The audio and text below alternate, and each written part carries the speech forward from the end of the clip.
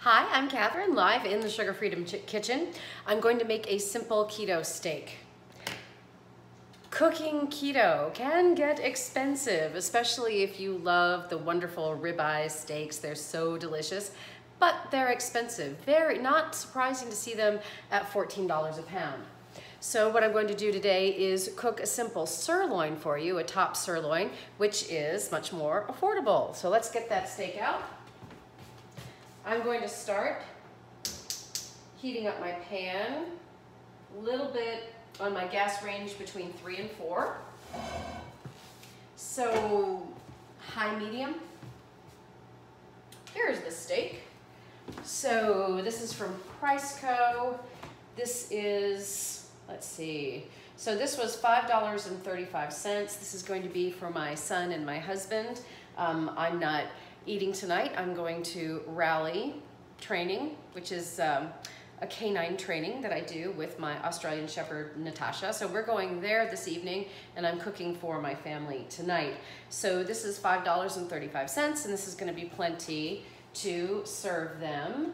And we've got, let's see, we've got 3/4 of a pound here. So they're also going to be having, I'm going to be making a broccoli dish, and then they're going to have a starch too because they are not keto, but we are, so I'm showing you the keto steak.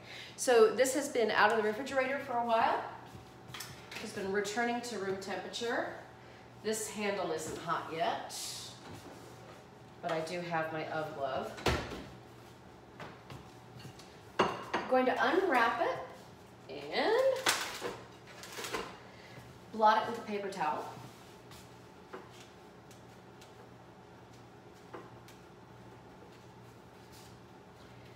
So I'm going to put it on the pan once I've blotted it. Notice that I haven't seasoned it yet. No seasoning yet. So I'm going to do it one side. Should be hot enough to sear at this point or get close to sizzle. Oh, this is a cast iron skillet, as you can see, well seasoned. We've had this for years. And then I put just a little bit of bacon grease on it. This is a keto video. The oven is hot. It's a keto video, so I can use a little bacon grease. All right, here we go.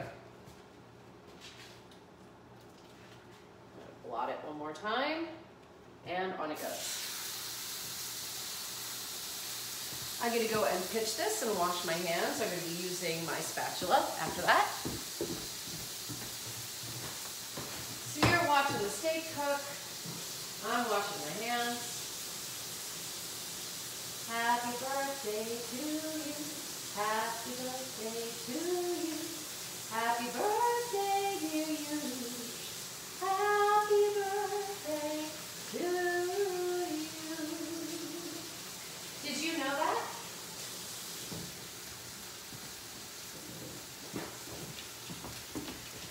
Sing happy birthday while you're soaping up your hands. And when you're done singing happy birthday, you're ready to rinse and your hands should be clean. All right, so that should have been 1 minute on one side. On with the UV glove. Gonna flip it.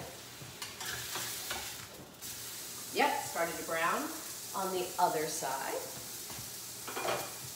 And we're gonna go for a minute on that side, but now that I have flipped it and I'm doing a minute on the second side, now I'm gonna season it.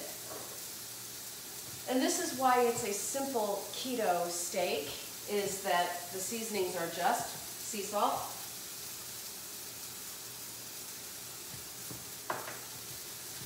garlic powder,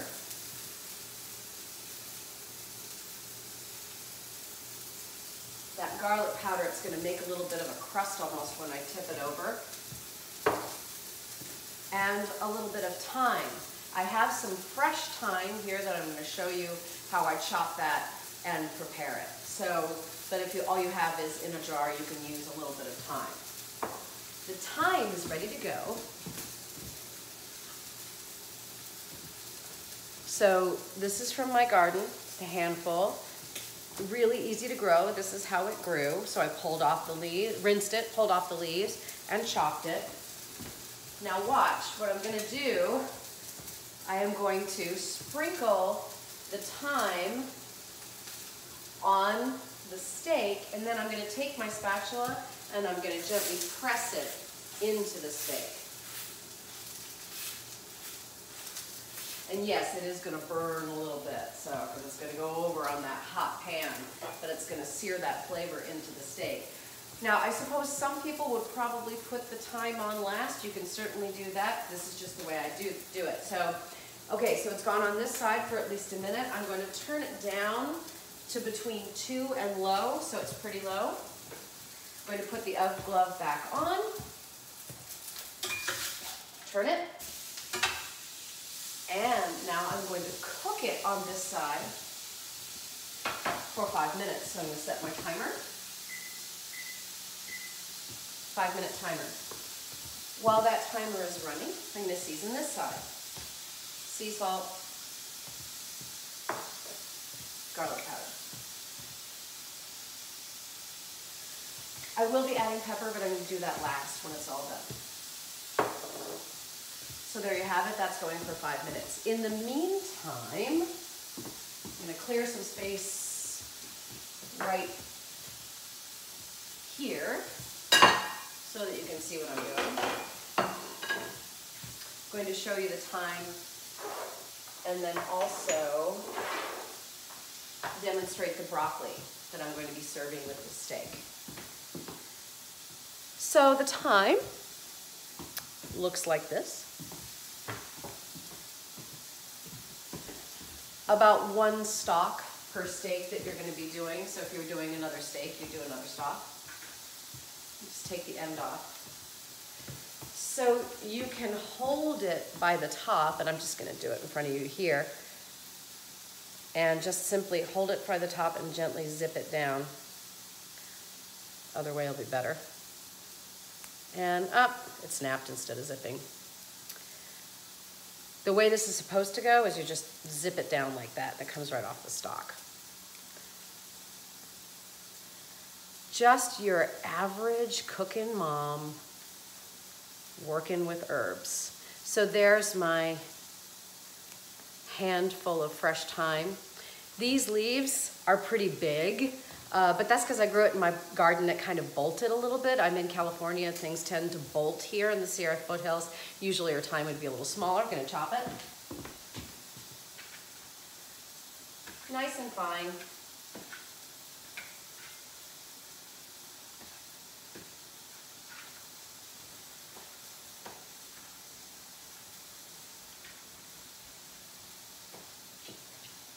With more experience, I'm sure I'll get my herbs finer. And there's that chopped thyme, so I used about that much on there. It's got plenty on there now, so I'm just going to set this aside. And now I'm going to show you how I prepared the broccoli.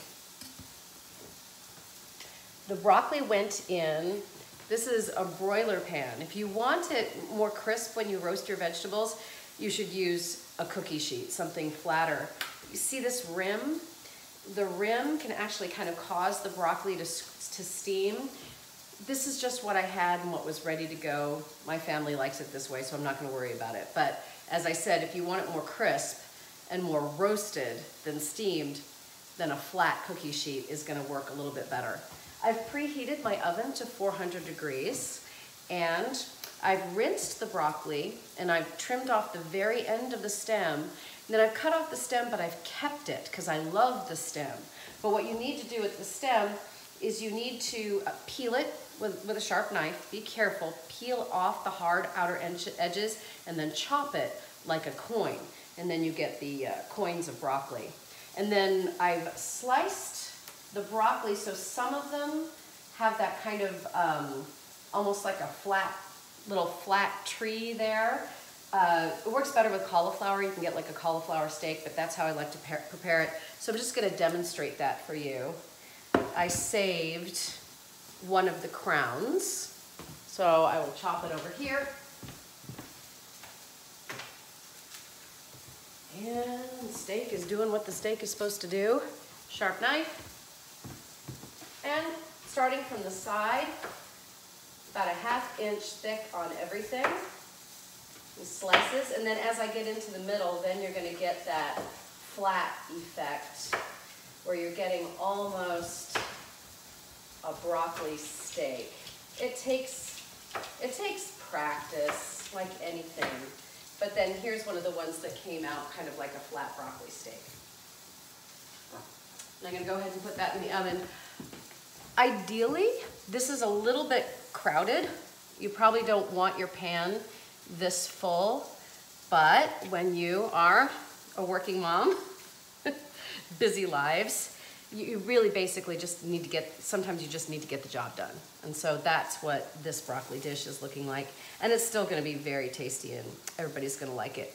I also crushed and sliced some fresh garlic. That's going on in there too.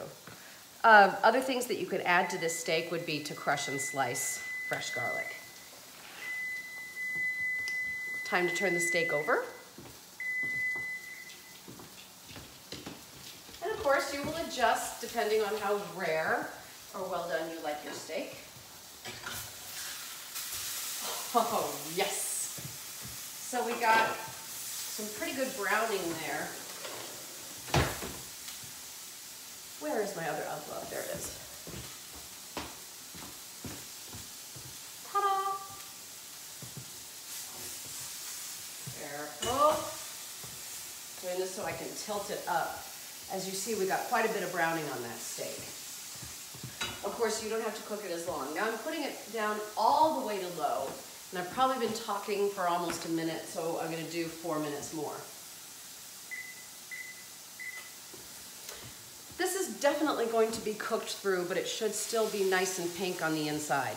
Of course, if you want it rare, you're not gonna cook it as long as this. If you don't have a lot of experience with cooking steaks or meat, you probably should use a meat thermometer.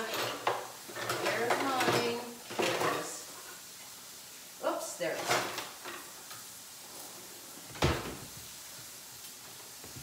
If you have a meat thermometer, you can see that your meat is done. And on the cover, it says here it has poultry, beef medium.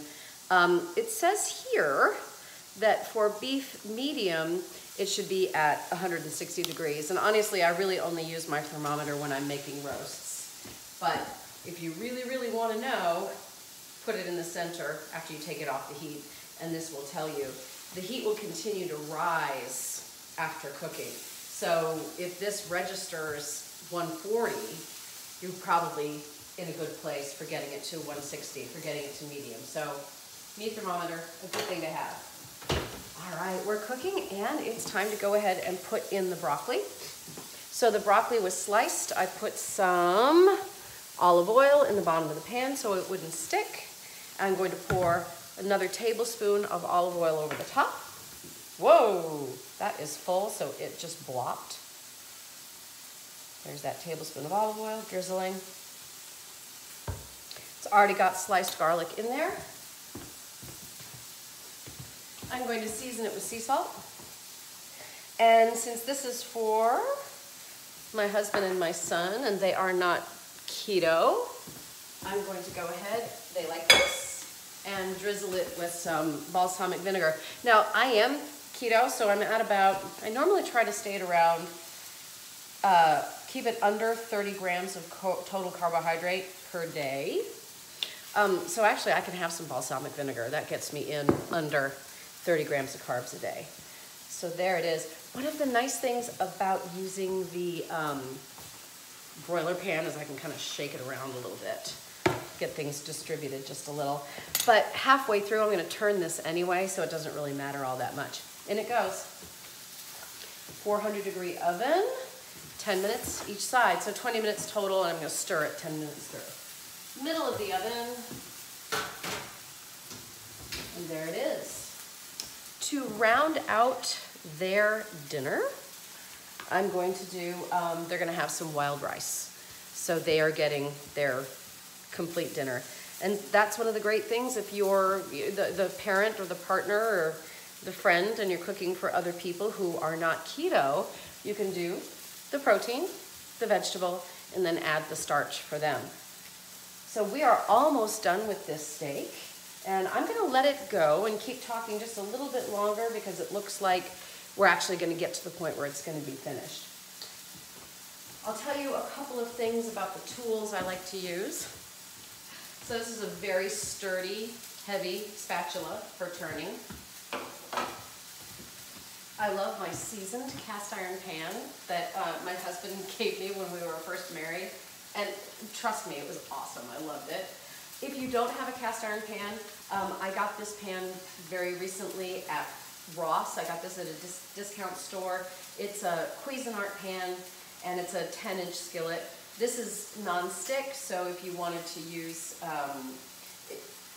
whatever you like to put in it, I would probably still use the bacon grease or a little bit of butter because I'm keto. But this could work as well if you don't have access to a cast iron pan. All right, the steak is done. So I am turning off the heat, and I'm gonna get a clean plate out. I'm going to put it on a plate to rest.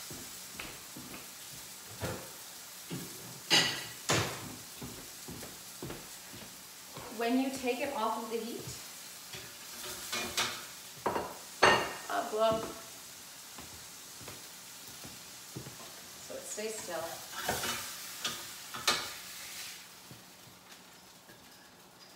After you take it off the heat, it is supposed to rest for 5 minutes so that the juices can redistribute. Probably not going to have it rest for a full 5 minutes because I am going to go ahead and slice into it so you can see how it turned out. So I'll make some room here. Oh, here's something else, but I did not put these on the broccoli. If I was making it for myself, I might put on some Bragg's liquid aminos instead of the balsamic vinegar. Just another option for your broccoli. And then of course, here's that thyme again. Let's see if I can do a better job of taking the leaves off. And zip, no. Well, that went pretty well. So there it is. Also the thyme leaves and the stems that you don't use, you can put those down the disposal and they will freshen your disposal in a similar way that lemon will. So run cold water down it and put down some thyme leaves and it can freshen it. And in the meantime, I might as well, as we're waiting for that steak to rest,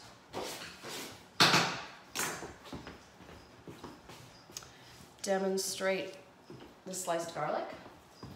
Excuse me. Clean off my knife. Oh, and I use the green colored cutting board for vegetables, and then the red one is for meats. All right, so I'm going to take the flat knife. Careful, there's a pretty fat clove. Gently smack it. Should have hit it harder. There. So it's crushed. And then once it's crushed, it's easy to peel. And then I'm going to slice it long ways.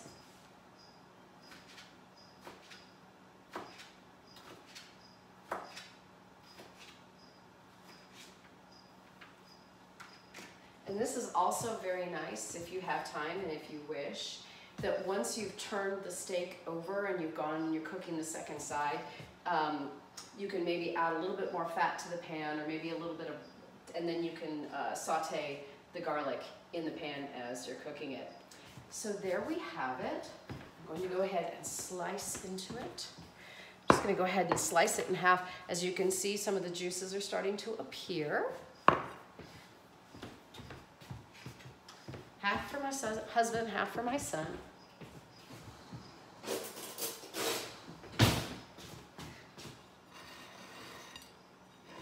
All right down this way. Let's see how it turned out in the center. Yes! There it is. All right, see if I can do this without dropping it. The Aussies are watching. So as you can see, a little bit of pink right there in the middle. And for a top sirloin, very tender. I'm going to give you one more tip before I leave you for today. When we cook, our goal is to create a wonderful, pleasant experience for the people that we're cooking for. And if you're serving a steak, one of the wisest things you can do is sharpen your steak knives before you serve your guests or your family. So this is just a very simple tool that's so easy. You don't have to pull out a big sharpener or anything like that. And then these are just, you know, the Ginsu steak knife. We've had these for a while. And we always wash them by hand. And just a nice little sharpener. As you can see, there's a guard on this to protect my fingers. And I like to put it through probably about 4 to 6 times on each side. So there's a little notch, and I'm going side to side, side to side, and side to side.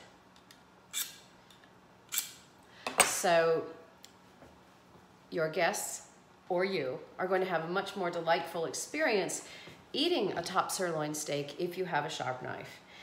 If you are fortunate enough to be having those ribeyes, they're going to be a little bit more tender and you can get away with a knife that isn't as sharp, but definitely a sharp knife when you're serving meat is going to make for a good experience. So the broccoli is in the oven and I'm going to be turning that and serving that, but since this video is simple keto steak, there's your keto steak and we're all done. I'm Catherine Gordon. My website is catherinetraining.com. I design custom nutrition and fitness programs. I'm a ACE certified fitness nutrition specialist, and I am also an ACE certified personal trainer. Note on nutrition, I am a nutritionist, not a registered dietitian or a medical doctor. Only RDs and MDs can specifically tell you, for example, prescribe a diet to you. I am a nutritionist and I can talk about general nutrition principles. And of course in my program, oh, my son is home and the dogs are barking. You can get that at sugarfreedom.com. Enjoy your steak. Bye everybody.